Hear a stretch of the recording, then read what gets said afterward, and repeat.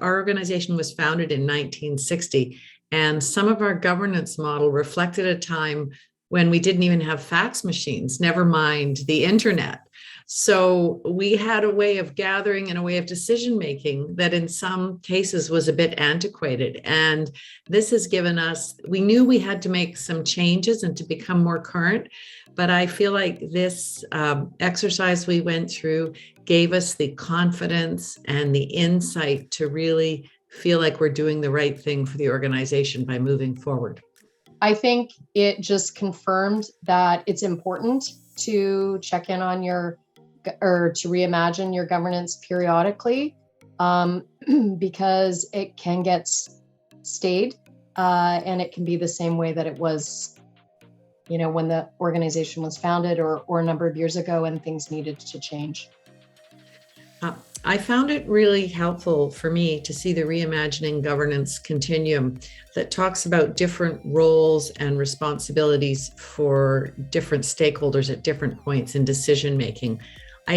Before this process, I tended to think of governance as in the sort of narrow legalistic sense as required by federal legislation. And while that's still important, there's a whole range of governance that's important, and figuring out where each of our stakeholders fits along that continuum was very helpful for me. It's important for us at Cystic Fibrosis Canada that we have board members who have multitude of skills and experience. So we're not just looking for, we need a lawyer.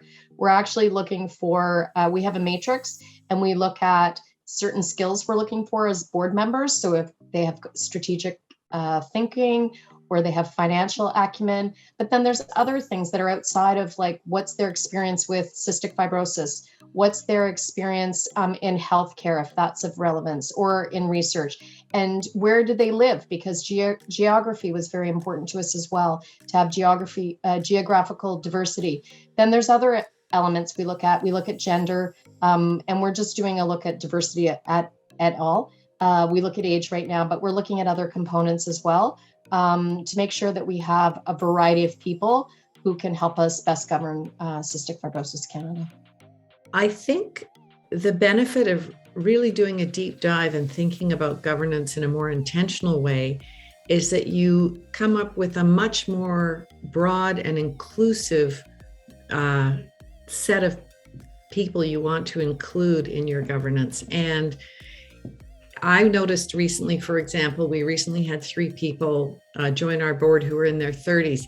And I feel even after one meeting, that's completely changed the dynamic around the table, because they're a much younger demographic. And the dynamic around the table has changed because we have more women than we've had before.